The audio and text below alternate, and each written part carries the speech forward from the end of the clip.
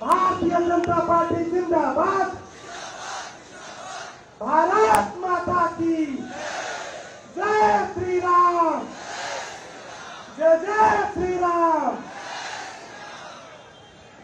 आज का दिन सुकमा जिले के लिए ऐतिहासिक दिन है। आज हम सभी के बीच में भारत के सबसे लोकप्रिय एवं भारत के सबसे बड़े राज्य उत्तर प्रदेश के माननीय मुख्यमंत्री श्री योगी आदित्यनाथ जी का आगमन मां दंतेश्वरी, मां रामा रानी की पावन धरा पर हुआ है। मैं समस्त सुकमा जिले वासियों की तरफ से आपका अभिनंदन एवं चंदन से वंदन करता हूं। योगी आदित्यनाथ जिंदाबाद। योगी आदित्यनाथ जिंदाबाद।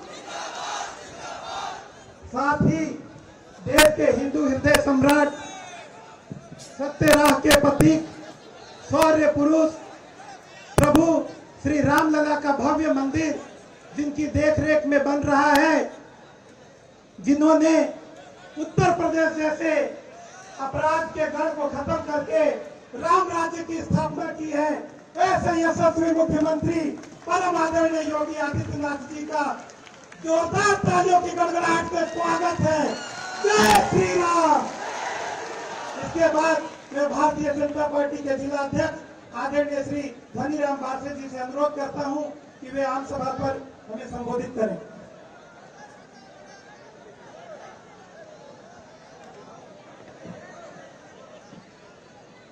बोलिए भारत माता की, भारत माता की, वंदे वंदे। भारतीय जनता पार्टी जिंदाबाद। भारतीय जनता पार्टी जिंदाबाद।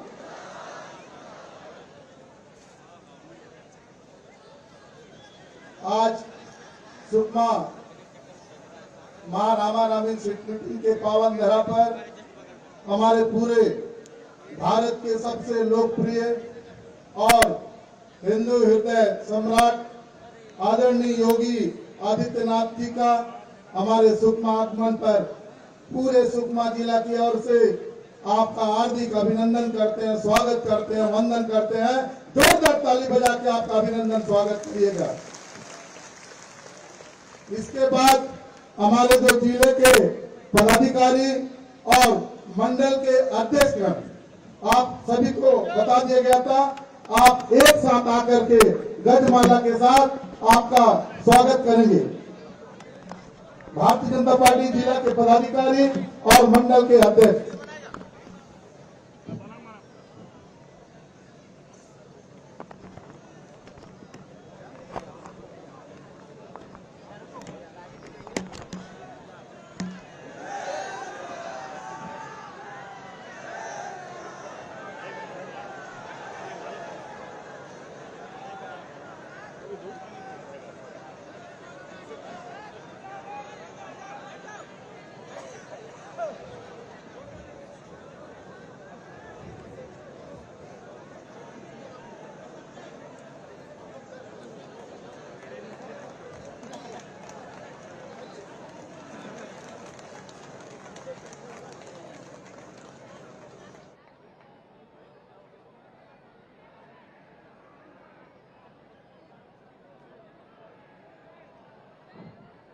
स्वागत है भाई, स्वागत है, स्वागत है भाई, स्वागत है, स्वागत है भाई, स्वागत है। भारत माता की। हम सभी को लंबे समय से इंतजार था और आज 2023 का विधानसभा का चुनाव प्रचार का भी अंतिम दिन है और आज का दिन एक ऐतिहासिक होगा, क्योंकि आने वाले समय में भारतीय जनता पार्टी कोंटा विधानसभा में बड़ी बहुमत के साथ जीतने जा रहे हैं, जिसके हमारे प्रत्याशी आदरणीय स्वयं मुक्का जी और जिसके समर्थन में जिनके लिए सुकमा कोंटा विधानसभा के मतदाताओं से अपील करने के लिए हमारे उत्तर प्रदेश के लोकप्रिय, पूरे भारत के लोकप्रिय मुख्यमंत्री आदरणीय योगी आदित्यनाथ गांधी को मैं सादर पूर्वक आमंत्रण करता हूं कि हम सबको मार्गदर्शन करें।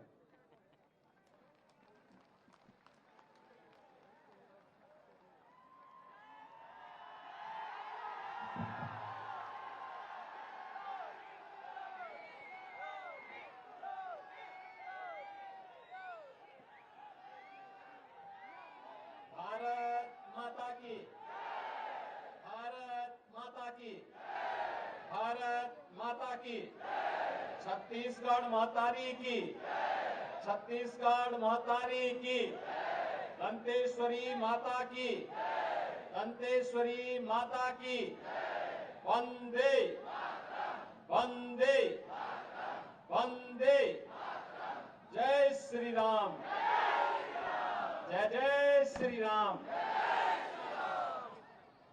भारतीय जनता पार्टी के जिला के अध्यक्ष श्री धनीराम वारसी जी, विधानसभा के लोकप्रिय प्रत्याशी श्री स्वयं मुकाजी, माननीय विधायक देवघर श्री नारायण दास जी, जिला प्रभारी श्रीमती ओजस्वी मांडवी जी, विधानसभा प्रभारी श्री सुधीर पांडे जी, प्रशांत कुमार मंडल जी, अरुण सिंह भदौरिया जी, होकाराम मरकाम जी, नूपुर वैदिक जी, आज के इस कार्यक्रम में उपस्थित भारतीय जनता पार्टी के सभी वरिष्ठ पदाधिकारीगण, इस चुनावी सभा में उपस्थित सुकमा विधानसभा क्षेत्र से जुड़े हुए सभी उपस्थित भाइयों और बहनों, छत्तीसगढ़ विधानसभा चुनाव के प्रथम चरण में कभी प्रभु श्री राम के दंडकारण्य के वनवास के दौरान के सबसे अभिष्ट और अभिन्न सहयोगियों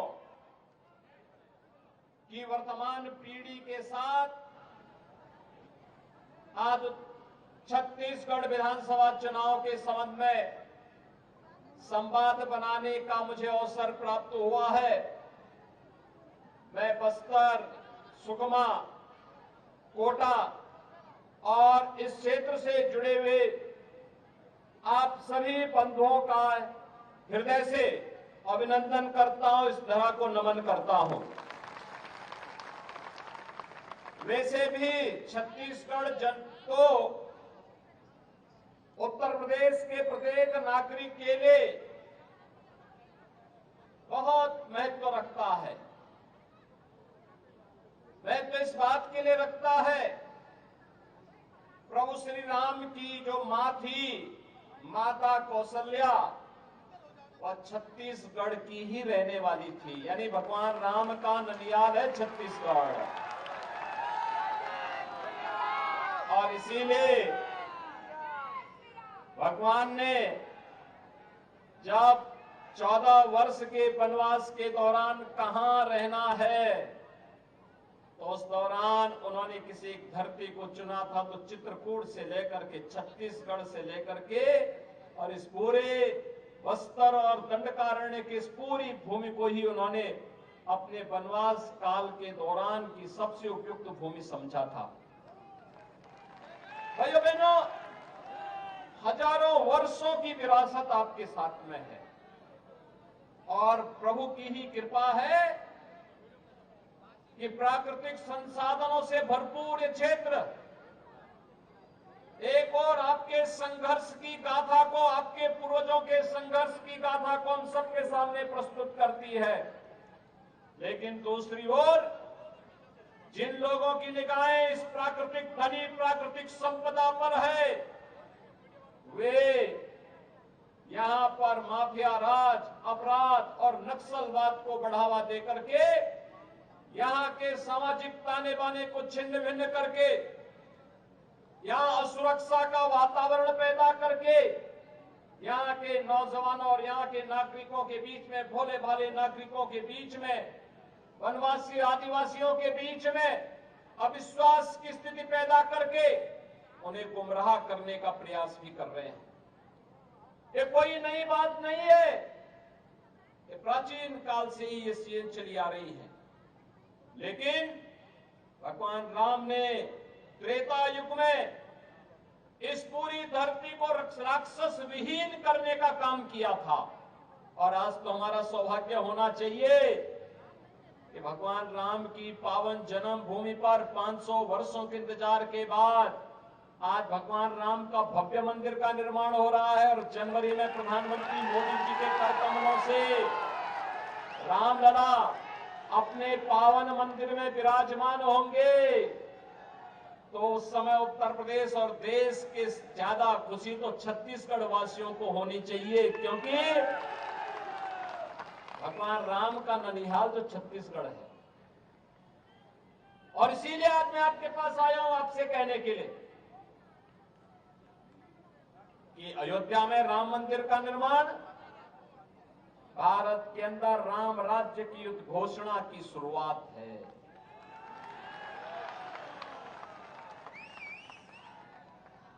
राम राज्य की स्थापना, राम राज्य का मतलब एक ऐसा शासन जिसमें जाति, मत और मजहब के आधार पर कोई भेदभाव नहीं। योजनाओं का लाभ हर गरीब को, हर किसान को, हर वंचित को, हर आदिवासी को, हर नागरिक को उपलब्ध हो सके, हर व्यक्ति को उपलब्ध कराया जा सके। इसके लिए उन्हें किसी के सामने हाथ न फैलाना पड़े, बल्कि योजना का लाभ सीधे सीधे उन तक पहुंचे, इसके लिए राम राज्य है। उन्हें हर प्रकार की सुरक्षा मिले, संसाधनों पर उनका पूरा अधिकार हो, उन्हें हर प्रकार की सुविधा का लाभ भी प्राप्त हो, इसी को राम राज्य कहते हैं। और याद रखना, प्रधानमंत्री मोदी जी ने सही मायने में पिछले 9.5 वर्ष के दौरान देश के अंदर राम राज्य की आधारशिला रखी है। मकान सबको, प्रधानमंत्री आवास योजना में देश के अंदर 4 करोड़ लोगों को आवास की सुविधा प्रधानमंत्री जी ने पैसा उपलब्ध करवाया। 10 करोड़ गरीबों के लिए शौचालय दिए। देश के अंदर जिन लोगों के पास स्वास्थ्य की सुविधा नहीं थी, उनके 5 लाख रुपए प्रति व्यक्ति को स्वास्थ्य बीमा का कवर दिया। और यही नहीं, हर घर नल की योजना हो या गरीब के घर में उज्ज्वला योजना की रसोई गैस का फ्री में सिलेंडर उपलब्ध करवाने का कार्य ये प्रधानमंत्री मोदी जी करा रहे हैं। और कल तो प्रधानमंत्री मोदी जी ने एक और घोषणा की है, अगले 5 वर्ष तक, यानी पिछले 3.5 वर्ष से तो चली ही आ रही थी, अगले 5 वर्ष तक 80 करोड़ गरीबों को फ्री में राशन की सुविधा का लाभ भी उपलब्ध होगा। भाइयों बहनों, जो कोई नहीं कर पाया वो मोदी जी ने करके दिखा दिया। देखो, कांग्रेस तो नहीं चाहती थी कि अयोध्या में राम मंदिर बने। क्या कांग्रेस चाहती थी क्या? अगर कांग्रेस चाहती तो 1947 में, 48 में, 51 में, 52 में, 53 में, 54 में या उसके बाद भी लंबे समय तक उनकी सरकार रही, उन्होंने कभी अयोध्या में राम मंदिर का निर्माण नहीं करने दिया, विवाद खड़ा किया, राम भक्तों को मरवाते थे, पिटवाते थे, उनके सहयोगी गोली चलवाते थे। कभी उन्होंने राम मंदिर के निर्माण का कार्य नहीं किया, बल्कि उन्होंने तो कहा कि राम तो हुए कि नहीं हुए हम तो ये भी नहीं जानते।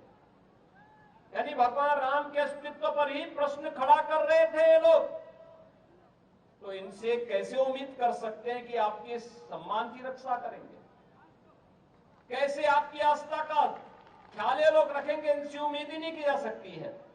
याद रखना, मोदी जी प्रधानमंत्री बने और उत्तर प्रदेश में मुझे अवसर मिला, डबल इंजन की सरकार आई, राम मंदिर की सारी बाधा दूर। आज राम मंदिर बन रहा है ना भाइयों बहनों। हम लोग तो जो बोलते हैं वो करके दिखाते हैं, जो बोला उसको कर दिया, क्योंकि हमारे लिए अपना कुछ नहीं है।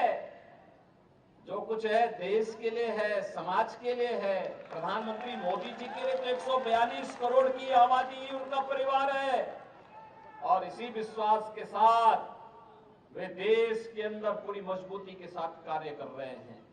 याद करिए, प्रधानमंत्री जी ने हर घर नल योजना आपके छत्तीसगढ़ के लिए भी दी थी। हमने उत्तर प्रदेश में 1.5 करोड़ परिवारों को, यानी 150 लाख परिवारों को हर घर नल से जल पहुंचा दिया। क्या छत्तीसगढ़ में मिला? क्या नहीं मिला होगा, छत्तीसगढ़ में नहीं मिला होगा, क्योंकि यहां सरकार के एजेंडे में विकास है ही नहीं। यहां सरकार विकास नहीं कराना चाहती है।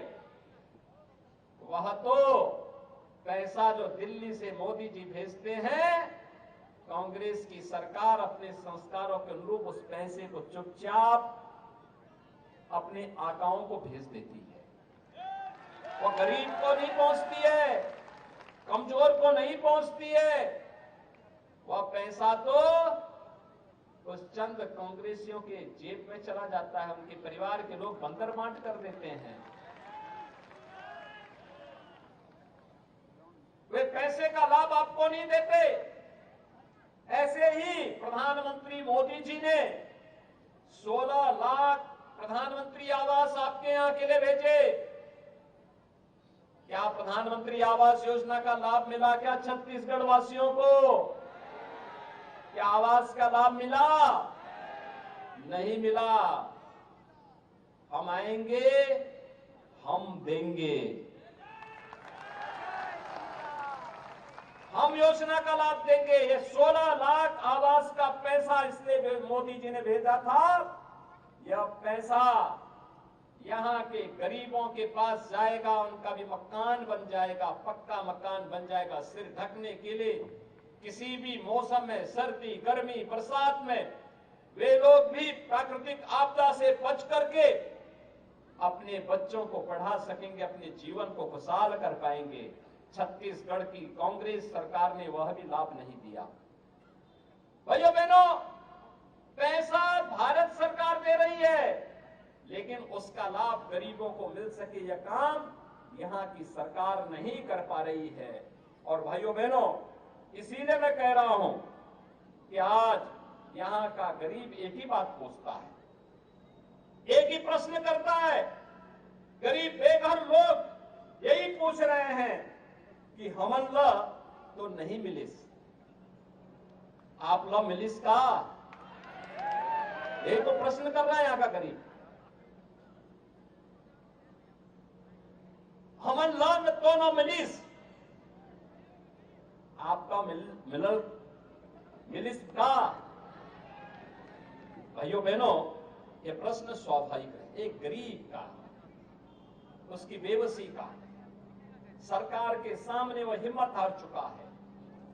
कारण है, ये सरकार आज भ्रष्टाचार और बेईमानी को किस हद तक बढ़ावा दे दी है।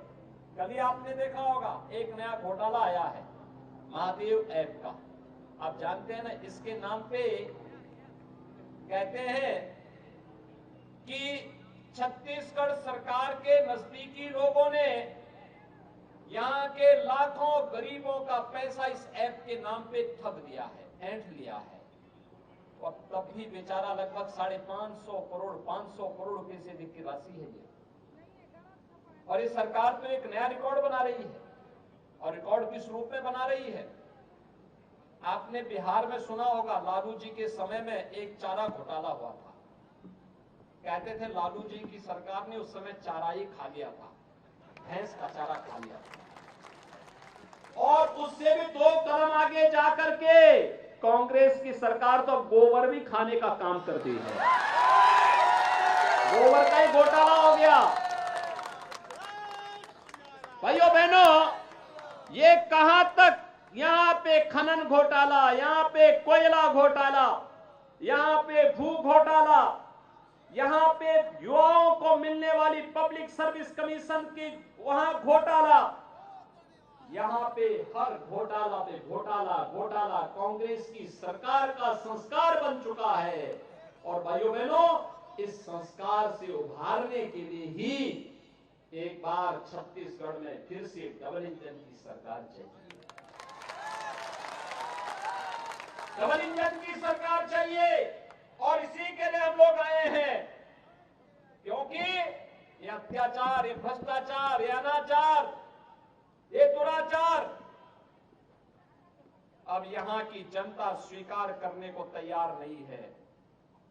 वह तो एक ही बात कह रही है कि आओ नहीं सही वो बदल के। अब तो यहां छत्तीसगढ़ में हर जगह से एक ही आवाज आ रही है, हर ओर से एक ही आवाज आ रही है। मैं कल भी छत्तीसगढ़ में कई जनसभाओं को संबोधित किया, एक ही आवाज हर एक जगह से, क्योंकि ये राम भक्तों पर लाठी और गोली चलाने वाली सरकार है। यह सरकार यहां के नागरिकों के आस्था के साथ खिलवाड़ करती है। यूपी में भी जब तक भाजपा नहीं थी ऐसे ही होता था, वहां कावड़ यात्रा नहीं निकालने देते थे, वहां पर पर्व और त्योहार नहीं मनाने देते थे। आज उत्तर प्रदेश में ऐसा कोई रोक नहीं। आज तो आप कभी गाजियाबाद से हरिद्वार के बीच कावड़ यात्रा में जाएंगे, 4 करोड़ लोग भाग लेते हैं, उसमें 4 करोड़ लोग, और उनको हम डीजे भी बजाने की छूट देते हैं, शंख भी, घंटा भी, घड़ियाल भी बजाओ खूब, और हेलीकॉप्टर से उनकी पुष्प वर्षा भी कर देते हैं। वहां कोई रोक नहीं है। यहां की सरकार 16 लाख गरीबों को मकान नहीं दे पाई। मोदी जी के द्वारा भेजे गए हम लोगों ने 55 लाख गरीबों को एक एक आवास दे दिया, 55 लाख गरीबों को इसी चीजें। भाइयों बहनों, सरकार की नीयत साफ होनी चाहिए। अपने आप की नियंत्रण सब कुछ देता है। एक गरीब बेबस नहीं होना चाहिए, उसके चेहरे पर लाचारी नहीं झलकनी चाहिए। एक गुंडा, एक माफिया, एक गरीब को जबरन उसकी संपत्ति पर, उसकी प्रॉपर्टी पर, उसके हक पर डकैती डालने की छूट नहीं दी जानी चाहिए। किसी अपराधी को, किसी माफिया को, किसी बेटी और किसी बहन पर हाथ डालने की छूट नहीं देनी चाहिए। और अगर कोई डालता है तो सरकार की सख्ती उतनी कठोरता पूर्वक सामने आनी चाहिए। यहां की सरकार लव जिहाद के मुद्दे पर मौन है, धर्मांतरण की गतिविधियों पर मौन है, उन्हें प्रश्रय देती है, उन्हें हर प्रकार से प्रोत्साहित करती है। ये सरकार नहीं, ये तो समस्या है।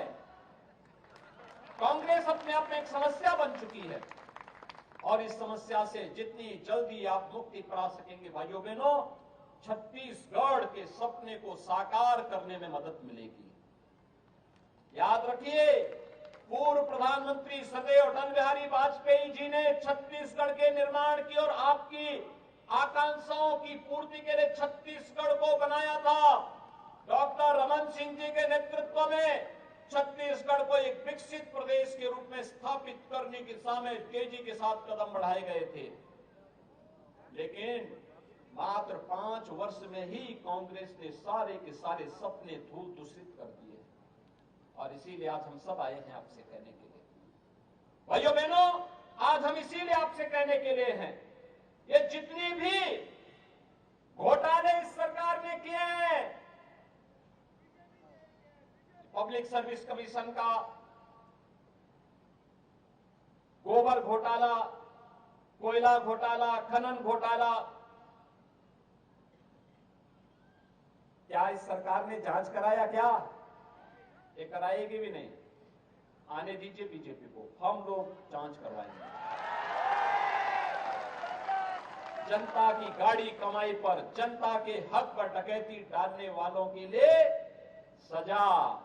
आपने देखा होगा यूपी में गुंडों को कैसे सजा होती है, देखते हैं ना, देखते हैं ना, कैसा लगता है आपको? अच्छा लगता है ना? ऐसे ही जो गरीब के हक पर डकैती डालेगा उसकी सजा तो वही होनी चाहिए। जनता तो जनार्दन है लोकतंत्र में, और जनता को तो सम्मान मिलना ही चाहिए। हर हाल में सम्मान, उसकी आस्था का सम्मान होना चाहिए, उसको योजना का लाभ मिलना चाहिए, उसको विकास की योजनाओं से जोड़ना चाहिए, उसकी खुशहाली के लिए कार्य होना चाहिए। लेकिन जो सरकार इन्हें कर पाई हो और न कर पा सकती हो, उसको बदल देना चाहिए। और कांग्रेस की सरकार ने आपके सपनों को धूल दूषित किया है। इस सरकार को बदलने की आवश्यकता है, और इसीलिए आज हम सब आपके पास आए हैं। भाइयों बहनों, अब हम सबको अब इस बेबसी से उभरना पड़ेगा, इस बेबसी से कि हमन लो तो नहीं मिलिस, आप लो मिलिस का, इससे उभरना पड़ेगा। उसने नहीं दिया, उसने हमारे हक पे डाका डाला है, तो हम भी उसको वोट के लिए ठेका दिखाने का काम करेंगे। आपके लिए योजनाओं किसे तरसाई है कांग्रेस, आप उसको वोट के लिए तरसा दीजिए। उसने पेयजल के लिए, शुद्ध पेयजल के लिए आपको तरसाया है, आप उसको वोट के लिए तरसाइए। और इसीलिए हमारा संकल्प एक ही होना चाहिए, अब न सही वो बदल के, अब न सही वो। और भाइयों बहनों, इसीलिए आज हम सब आपके पास आए हैं, आपसे कहने के लिए, भारतीय जनता पार्टी ने आपके बीच में कोटा विधानसभा क्षेत्र से एक बहुत सुयोग्य कार्यकर्ता को आपका प्रत्याशी बनाकर उतारा है। भाइयों बहनों, स्वयं मुका, भोला भाला, अनुसूचित जनजाति का एक समर्पित कार्यकर्ता, पूरा जीवन समर्पित कर दिया इस विचारधारा के लिए, आपके हकों के लिए कार्य करते हुए, कांग्रेस की अराजकता के खिलाफ लड़ते हुए, इस क्षेत्र के विकास के लिए जो सपने देखे हैं, जिन सपनों को प्रधानमंत्री मोदी जी के नेतृत्व में जमीनी धरातल पर उतारना है, इसके लिए तमाम योजनाओं की आधारशिला प्रधानमंत्री मोदी जी के कर कमलों से यहां पर हुई है। और इसलिए हम आज आपसे कहने के लिए आए हैं, छत्तीसगढ़ को बनाया है भारतीय जनता पार्टी ने, तो संवारेगी भी भारतीय जनता पार्टी। हमने बनाया है, हम ही संवारेंगे, हमने बनाया है, हम ही संवारेंगे। और यही कहते हुए कि तैयारी पूरी है, भाजपा जरूरी है, तैयारी पूरी है, तैयारी पूरी है, भाजपा जरूरी है। और भाइयों बहनों, अब न सही वो, अब न सही वो, यही कहते हुए मैं आप सबसे अपील करूंगा, आज चुनाव प्रचार सायंकाल बंद हो जाएगा। 7 नवंबर को आपको मतदान करना है। कमल चुनाव चिन्ह, क्या चुनाव चिन्ह? कमल। क्या है चुनाव चिन्ह? कमल। याद है ना सबको? हमारे प्रत्याशी स्वयं मुका का चुनाव चिन्ह क्या है? कमल। अभी से एक एक वोट को डलवाने की जिम्मेदारी आप सब लेंगे। अगर 10,000 की भीड़ अभी से संकल्प कर ले और अपने साथ 10-10 वोटों को और पोल कराने की जिम्मेदारी ले ले भाइयों बहनों, कांग्रेस और जो अन्य लोग यहाँ पे चुनाव लड़ रहे हैं, इनकी सबकी जमानत जब्त हो जाएगी, जमानत जब्त हो जाएगी। और फिर स्वयं मुका जब विधायक बनेंगे, छत्तीसगढ़ में सरकार बनेगी, अयोध्या में जब भगवान राम के भव्य मंदिर में भगवान राम लला विराजमान होंगे, तो यहाँ के राम भक्तों को हजारों वर्षों की विरासत के साथ जोड़ने के लिए स्वयं अयोध्या धाम पर करेंगे। सभी लोग सहमत हैं? सभी लोग सहमत हैं? कमल चुनाव चिन्ह के साथ में सभी लोग स्वयं मुका को अपना समर्थन देंगे? तो मेरे साथ बोलेंगे, भारत माता की, भारत माता की, भारत माता की, छत्तीसगढ़ मातारी की, छत्तीसगढ़ मातारी की। दंतेश्वरी माता की, दंतेश्वरी माता की जय श्री राम, जय श्री राम, जय जय श्री राम। भारत माता की। अब मैं इस कार्यक्रम के समापन के लिए और आभार व्यक्त करने के लिए भारतीय जनता पार्टी के जिला महामंत्री मोर्चा संगठन से आग्रह करता हूँ। भारत माता की, भारत माता की, वंदे